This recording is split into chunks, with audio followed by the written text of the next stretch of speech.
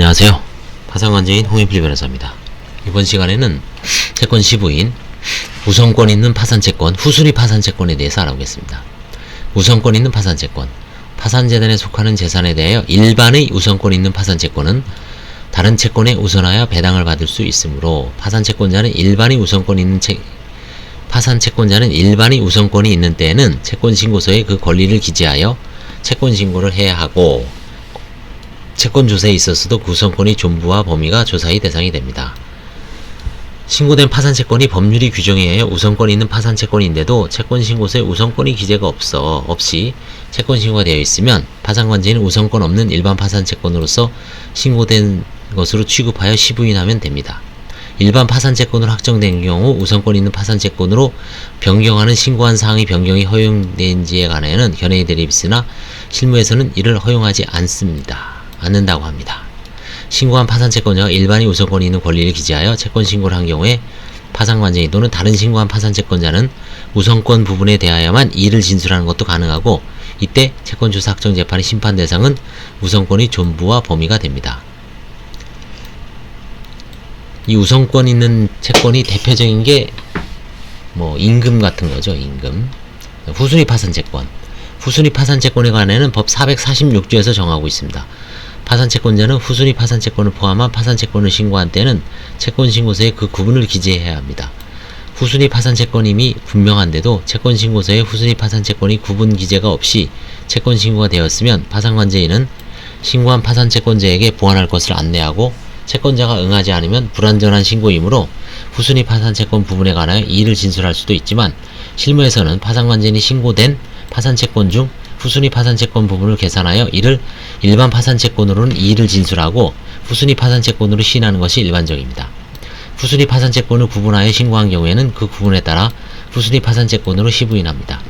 후순위 파산채권에 대하여는 채권자 집회에서 의결권이 부여되지 않고 일반 파산채권에 대하여 모두 배당이 된 후에야 배당할 수 있습니다. 후순위 파산채권 중 실무상 자주 문제되는 건 파산선고의 이자겠죠. 파산선고 전에 이행기가 도래한 경우 원금 및 파산선고 전일까지 이자는 일반 파산채권, 파산선고 이자는 후순위 파산채권이 됩니다.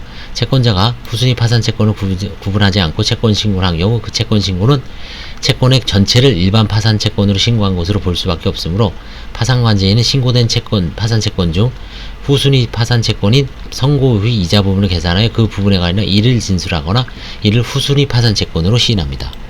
기한이 파산선고에 도래하는 이자 없는 채권의 경우 파산선고가 있는 때는 그 기한에 이르기까지 법정률에 의한 원리의 합계액이 채권액이 될 계산에 의하여 산출되는 이자액에 상당하는 부분, 즉 중간 이자액에 상당하는 부분도 후순위 파산채권이며 이때에도 이와 같이 처리해야 합니다.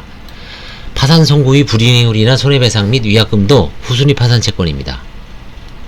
여기서 파산선고 후의 불이행으로 인한 손해배상액 및 위약금의 의미에 관하여 파산선고 후라는 문헌이 불이행에 걸리는지 아니면 손해배상 및 위약금에 걸리는지에 대한 견해에 대립이 있으나, 이는 파산선고 후라는 문헌이 손해배상 및 위약금에 걸리는 것에 중점을 두어 파산선고 전에 채무자의 불이행이 있고 지연소금액이나 위약금이 파산선고에도 계속 발생하고 있는 경우를 규정한 것이라고 보니 타당합니다. 후순위 파산채권으로 되는 파산절차 참가 비용이란 채권신고서 작성 비용, 그 제출 비용, 채권자 집회 또는 채권조사기일에 출석하기 위한 비용 등을 말합니다. 채무자가 채권자와 파산 절차에서 다른 채권자보다 후순위로 하기로 정한 채권, 예컨대 후순위 사채는 그 정한 바에 따라 다른 채권보다 후순위로 하고 있습니다. 나아가 후순위 파산 채권에 대하여 보증한 보증인의 구상권 역시 후순위 파산 채권으로 보아야 할 것입니다.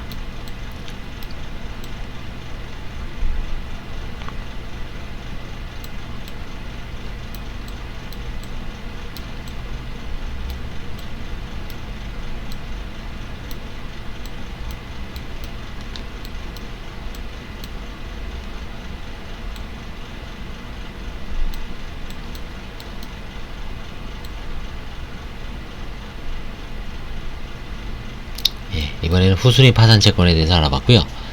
다음에 이제 시부인 시에 유의해야 할 채권에 대해서 나머지 부분을 살펴보도록 하겠습니다. 감사합니다.